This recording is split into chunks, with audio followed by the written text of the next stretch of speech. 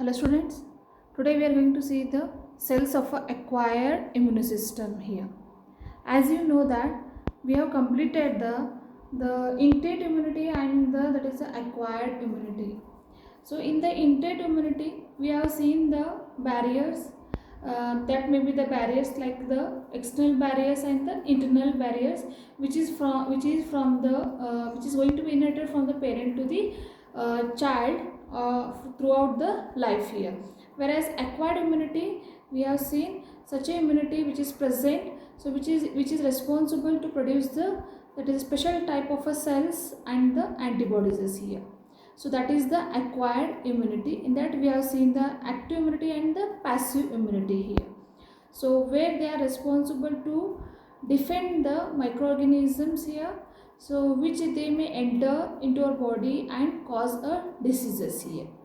So that means here, after all the seeing the immunity, that means most important one is the acquired immunity, as it has to be produce the antibodies is here, where such antibodies is which are responsible to defend with the microorganism here.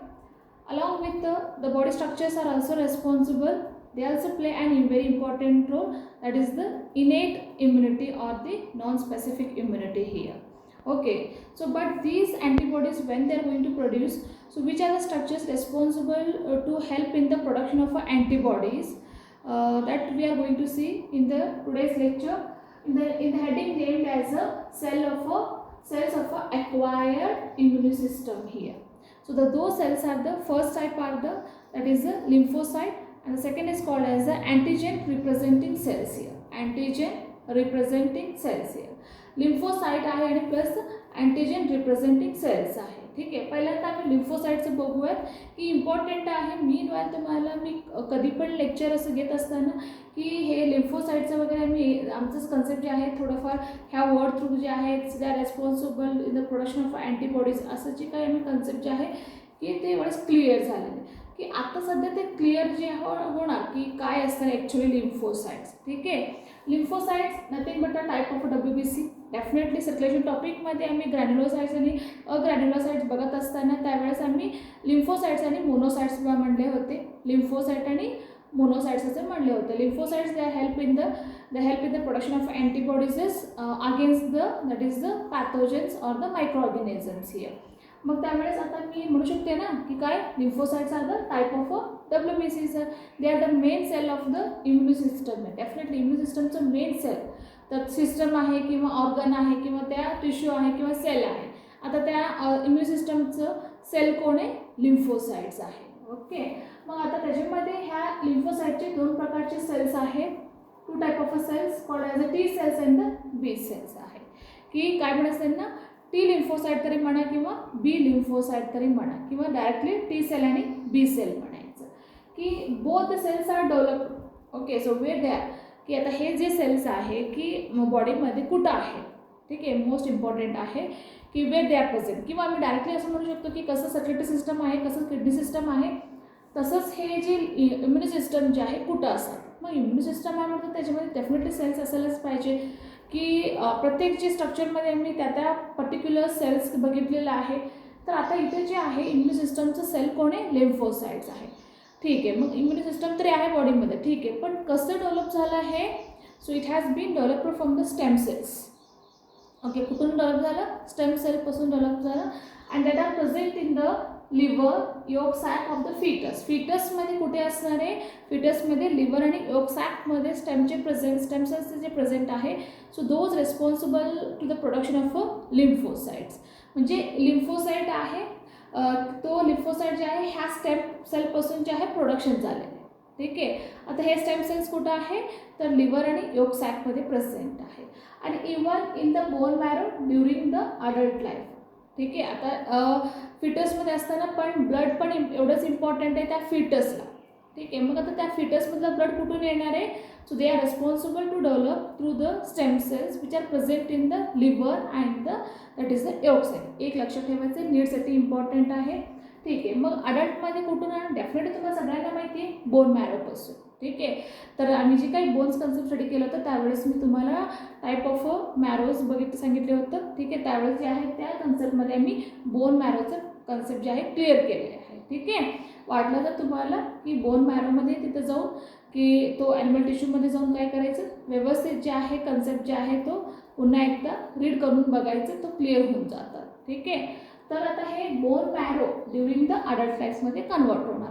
तिथं पण जे आहे त्याचं production जे आहे तो stem असणार आहे. त्याचं काय होणार, दॅट इज द प्रोलायफरेशन्स होणार, डिफरन्शिएशन होणार. मग काय होणार, so that will develop a structure of one of the most important cell called as a lymphocytes. असं जे आहे त्यांच्यामध्ये डेव्हलपमेंट होणार. हे पहिल्यांदा लिम्फोसाइट एक प्रकारचे WBCs आहे, मेन सेलचं इम्युन सिस्टम आहे. कुठून डेव्हलप झालं तो की योग सॅकपासून, लिव्हर स्टेमपासून जे आहे फिटसमधलं डेव्हलप झालं आणि बोन मॅरो जे आहे अडल्टमधलं डेव्हलप झालं. लक्षात आलं. ठीक आहे. आता त्याच्यामध्ये so why differentiating from the stem cells. ठीक आहे. आता पुन्हा की तो डिफरन्शिएट मी म्हणते ना तुम्हाला, म्हणून काय म्हणते की स्टेम आता बोन मॅरो म्हणजे आता लिम्फोसाइट्स प्रोडक्शन व्हायला पाहिजे. आता तो पुन्हा कुठून आला, लिम्फोसाइट्स. का म्हणतात ह्यांचे लाईफस्पॅन कमी आहे, की तो असं काही नाही की एकदा प्रोड्यूस झालं की झालं भरपूर दिवस राहतात, असं नाही आहे. की तो डेज असू दे किंवा वीक्स असू दे किंवा इयर असू दे, असं असं असं त्यांचे लाईफस्पॅन आहे. मग तुम्ही विचार करा की आता डेफिनेटली त्यांचं प्रोडक्शन व्हायलाच पाहिजे. मग आता हे प्रोडक्शन जे आहे की तो स्टेम सेलपासूनच होणार आहे.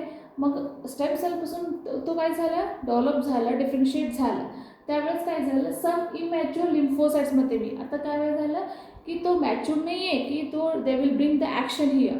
So some immature lymphocyte migrate to the thymus. कुठं खोजवणार, थायमस. आता तुम्हाला हे थायमस काय आहे तुम्हाला कुठं सांगितले, मी एंडोक्राईन सिस्टममध्ये सांगितलेलं आहे. ठीक आहे. आम्ही जे एंडोक्राईन पार्ट स्टडी करत होता त्यावेळेस हे थायमसचं आम्ही स्ट्रक्चर जे आहे स्टडी केलेले.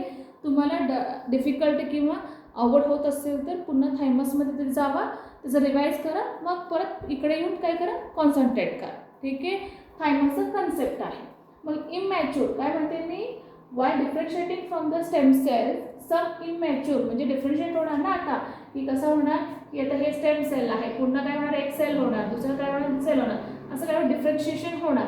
मग आता हे जे डिफरन्शिएशन सेल झालेले हे अजून काय आहे, इमॅच्युअर आहे. It is immature. इमॅच्युअर काय आहे, लिम्फोसाइट्स आहे. आता हे इमॅच्युअर लिम्फोसाइट्स कुठे जाणार आहे, it is going to enter into the thymus. थायमसला जाणार आहे. Where they mature as a T lymphocyte. म्हणून त्याला थायमसला लिम्फोसाइट गेलेले म्हणून त्याला काय म्हणले, टी लिम्फोसाइट्स असं म्हणलेले आहे. लक्षात आलं तुम्हाला. ठीक आहे. वाय सम लिम्फोसाइट्स डिवाइड. काही लिम्फोसाइट्स जे आहे तो बोन मॅरोमध्येच असतात.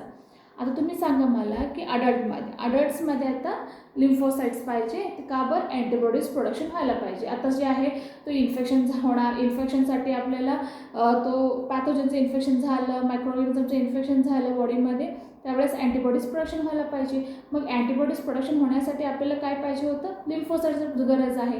लिम्फोसाइट्स तरी आहे डेफिनेटली. किती आहे, आता सांगितलं की 20 ट्रिलियन्समध्ये, नॉट मिलियन, बिलियन, ट्रिलियन्समध्ये लिम्फोसाइट्स असतात. मग अलॉंग विथ दॅट एवढं इम्पॉसिबल नाही की तो डिफेंड करण्याचं. ठीक आहे. म्हणून काय करतात, लिम्फोसाइट्सचं प्रोडक्शन व्हायला पाहिजे कंटिन्युअस. मग त्यावेळेस हे लिम्फोसाइट्स कसं होणार की बोन मॅरोमध्ये डिफरन्शिएट होणार. पटपट प्रोडक्शन स्टार्ट झालं. मग स्टार्ट झालं की त्यावेळेस काय झालं, त्यांच्यामध्ये स्टेम सेलपासून बोन मॅरोमध्ये स्टेम सेलपासून काय होणार, डिफरन्शिएट होणार.